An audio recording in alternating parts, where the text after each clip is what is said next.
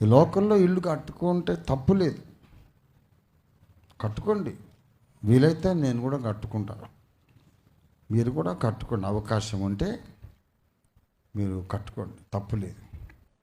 కానీ దాని మీద ఆశ పెట్టుకొని ఇదే నాకు పర్మనెంట్ అని మాత్రం అనుకోవద్దు. హెబ్రీ పత్రిక 13వ అధ్యాయము 14వ వచనం చూడండి. నిలవరమైన పట్టణము మనకిక్కడ లేదు, కానీ ఉండబోవుచున్న దానికోసం. ఈ లోకములో మనకి ఏది శాశ్వతము కానీ కాదు. దేవునికి స్తోత్రం కలుగును గాక. నిలవరమైన పట్టణము మనకి ఇక్కడ లేదు. అబ్రహాము, ఇస్సాకు, యాకోబులు బహుధనవంతులు,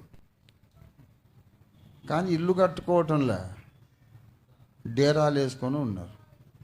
ఎందుకయ్యా స్వామి, మహారాజువు, వెండి బంగారములు కిలోల కొద్ది ఉన్నాయి, నీకు మంచి ఇల్లు కట్టుకోరాదు అంటే ఎందుకు బేట, ఆ ఇల్లు ఇక్కడే ఉండిపోతుంది, అనవసరం. ఈ లోకం నాది కాదు, నా ఊరు, మా ఇల్లు, మా ఆస్తి అక్కడ పైన ఉంది అని ఎదురు చూస్తూ బ్రతికారు వాళ్ళు. హెబ్రీ 11వ అధ్యాయం 10వ వచనం చూడండి.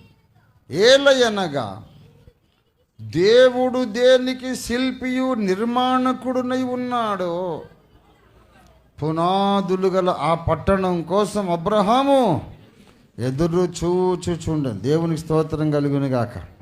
మనం కూడా దేవుడిస్తే ఇల్లు కట్టుకుందాం, లేకుంటే కొనుక్కుందాం, ఏమండి, లేదంటే అద్దె ఇంట్లో ఉందాం.